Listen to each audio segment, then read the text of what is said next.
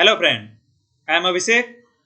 आज हम बात करेंगे ऐसे एक्ट के बारे में जो बैंकिंग पॉइंट ऑफ व्यू के लिए बहुत जरूरी है और बैंकिंग एग्जाम या economics related any exam UPSC हो या स्टेट पीसीएस हो या हमारा कोई भी आरबीआई ग्रेड बी नाबार्ड इस लेवल में एसएससी रेलवे बैंकिंग इस लेवल में अगर बात करेंगे ये एग्जाम पॉइंट ऑफ व्यू के लिए ये जो आज हम बात करेंगे सरफेसी एक्ट के बारे में ये जानना बहुत जरूरी है।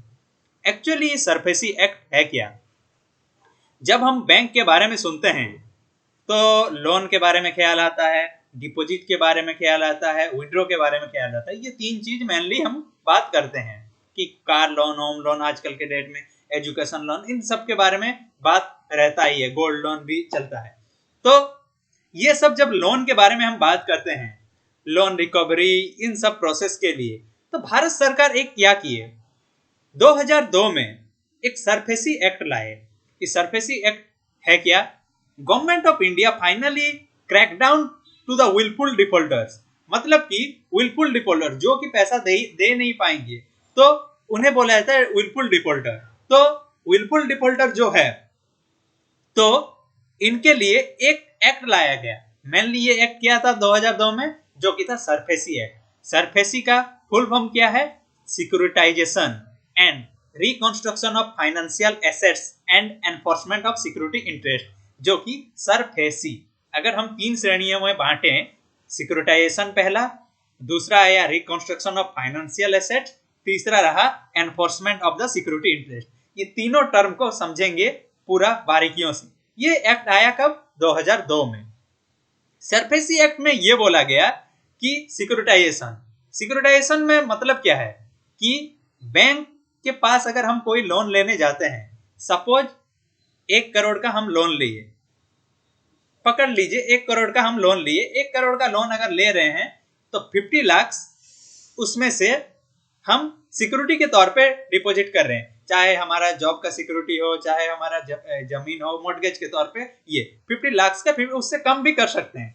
तो सपोज हम पकड़ लेते हैं 50 लाख का करते हैं, तो 50 लाख का अगर हम डिपॉजिट करते हैं तो इसके तहत ये अगर 50 लाख का ये जब सिक्योरिटी अपना डिपॉजिट किया, 1 करोड़ का लोन ले लिया, तो अगर जो बोलते हैं कि वो 1 करोड़ पेमेंट नहीं कर पाया इंटरेस्ट के साथ, 1 करोड़ के साथ इंटरेस्ट के साथ अगर पे नहीं कर पाए, तो ये जो सिक्योरिटी है बैंक जो बोलते हैं कि एक बॉन्ड के तरह यूज करेगा और उस बॉन्ड को अपने काम में लगाएगा। इसी को बोला जाता है securitisation.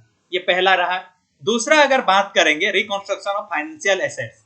Reconstruction of financial assets mainly ये ज्यादातर बिजनेस के फील्ड में यूज होता है। सपोज कोई एक बिजनेस के लिए बिजनेस पर्पज के लिए 10 करोड़ का लोन लिया है। 10 करोड़ को अगर हमें चुकाना होगा तो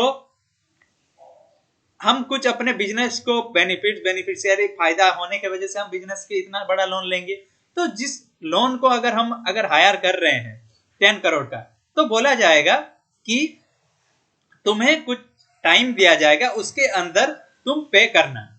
अगर पे नहीं कर सकते तो उसके वजह से भी जो बोलते हैं कि तुम्हें और थोड़ा टाइम दिया जाएगा कि अगर 5 साल का तुम्हारा टाइम है, तुम इतना लोन का इंटरेस्ट डिपॉजिट करो, नहीं तो जो बोलते हैं और भी तुम्हें अगर कुछ कम परसेंट इंटरेस्ट करके भी दिया जाएगा। ये बोला जाता है mainly reconstruction of the financial asset. Business sector में ज्यादातर ये यूज होता है। जो कि तीसरा और महत्वपूर्ण है, enforcement of the security interest. Enforcement of the security interest क्या है? तो ये सब देखिए, ये सब जो पावर है, सिक्योरिटाइजेशन हो, रिकंस्ट्रक्शन ऑफ फाइनेंशियल एसेट्स हो, enforcement of the security interest हो, ये तीनों जो बोलते हैं कि बैंक के पास पावर दिया गया है कि बैंक ये कर सकता है। पहले गवर्नमेंट के पास ये मेनली पावर होल्ड किया हुआ रहता था। तो enforcement of the security interest ये क्या है? सपोज हम पकड़ लेते हैं कि हमारा कोई भी अगर हम लोन ले रहे हैं, बैंक से लोन ले रहे हैं, तो इसके तहत क्या होगा, जो हमारा सिक्योरिटी है, मतलब कि कोई जो चीज हम गिरवी रखते हैं, अगर कोई चीज गिरवी रख के बैंक से लोन लेते हैं, कोई गोल्ड हो, जमीन हो, किस चीज को अगर गिरवी रख के बैंक से पैसा अगर हम लेते हैं, तो अगर वो बैंक अगर चाहेगा उसी चीज को वो बेच भी सकता है, मतलब कि ऑक्शन कर सकता है। जैसे कि बैंक ऑक्शन करता है गाड़ी के क्षेत्र में, घर के क्षेत्र में, जमीन के क्षेत्र में, इन सब में ऑक्शन कर सकता है। ये भी पावर बैंक को दिया गया। ये मेनली जो बोलते हैं कि महत्वपूर्ण है सरफेसी एक्ट 2002 के हिसाब से। तो नहीं तो ये चीज को इसीलिए लाया गया क्योंकि अगर हम कोर्ट में जाएंगे तो कोर्ट में इतना लेंथी प्रोसीजर ये है, तो इसीलिए बैंक को एम्पावर किया गया कि तुम ये कर सकते हो, कोई अगर सिक्योरिटी ले रहे हो उसे जो बोलते हैं ऑप्शन में डाल सकते हो। ये रहा हमारा सरफेसी एक्ट 2002 के ऊपर। तो इस एक्ट के कुछ महत्वपूर्ण जानकारी के ऊपर देख लेते हैं। तो the act gives the reaching powers to the banks and financial institution. Banks and financial institution को बहुत सारा पावर दे दिया, ये मेनली ये कर सकते हैं। दूसरा है बैंक एंड फाइनेंशियल इंस्टीट्यूशन जो है, फाइनेंशियल इंस्टीट्यूशन जो एनबीएफसी, आईएलएफएस और कमर्शियल जितना भी बैंकिंग सेक्टर में है, अगर हम बात कर सकते हैं 75% dues owned by the borrower, क्योंकि बोरोवर्स के पास ये रहता है, can collectively proceed the following in the event of the account of the becoming NPA. NPA की श्रेणी में जो चला जाता है इसके तहत भी ये कर सकते हैं। तो ये जो इश्यू रहा, टोटल जो बोलते हैं प्रोसीजर रहा, तो इसको और अगर हम थोड़ा बात करेंगे, जब हम enforcement of the security interest, जो कि सिक्योरिटी के तौर पे हम बैंक हमारे से पैसे ले जाता है, उसके बदले जो हमें पैसा देता है, क्योंकि हम सिक्योरिटी कुछ डिपॉजिट करते हैं, उसके बदले जो पैसा देता है, इसी के बारे में मैं बात कर रहा हूँ। तो वो जो हमारा जो चीज हम बैंक में गिरवी रखते हैं, तो उसके तहत भी दो ट्राइब्यूनल बैठता है। ऐसा नहीं कि जो बोलते हैं किसी का चीज को भी ऑप्शन हो जाएगा, उसके तहत भी दो ट्राइब्यूनल बैठता है। दो ट्राइब्यूनल का नाम क्या है? Debenture of the recovery tribunal, दूसरा है debenture of the recovery appellate tribunal. ये दो ट्राइब्यूनल बैठता है, इसके तहत जो बोलते हैं, इसका गाड़ी का हो, घर का हो, किसी भी चीज का हो, उसका एक्शन ये हो सकता है। ये रहा मेनली। जब सरफेसी एक्ट का कुछ 2-3 पॉइंट में अगर बात करेंगे, issue notice to the default borrowers asking to clear dues within the 60 day, मतलब कि सरफेसी एक्ट विलफुल डिफॉल्टर को 60 डे के अंदर नोटिस दिया जाएगा, इसके तहत ये किया जाएगा। On the borrower's failure to repay, मतलब कि अगर बोरोअर्स अगर ले गया है, जो कस्टमर से वो ले गया है, अगर रिपे नहीं कर पा रहा है, तो उसके लिए take position on security, take over the management over the borrowing concern, management के ऊपर ये काम किया जाए। Appointment a person to manage the concern. Mainly जो बोलते हैं कि ये न्यूज सब विजय मल्ल्या, नीरव मोदी केस, इन सब से जो बोलते हैं ये बहुत हाईलाइटेड हो गया है। तो appoint a person to manage the, ये किया गया हमारा सरफेसी एक्ट 2002 के हिसाब से। तो और भी 2 पॉइंट है जो कि बहुत महत्वपूर्ण है।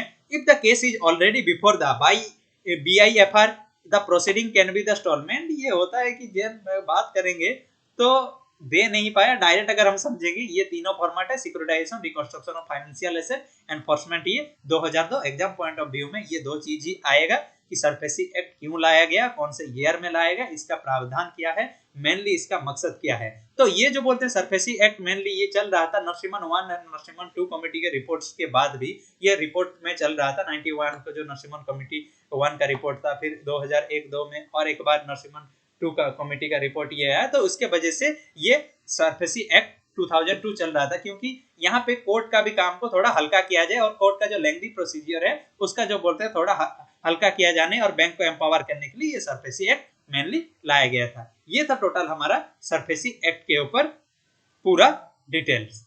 Thank you.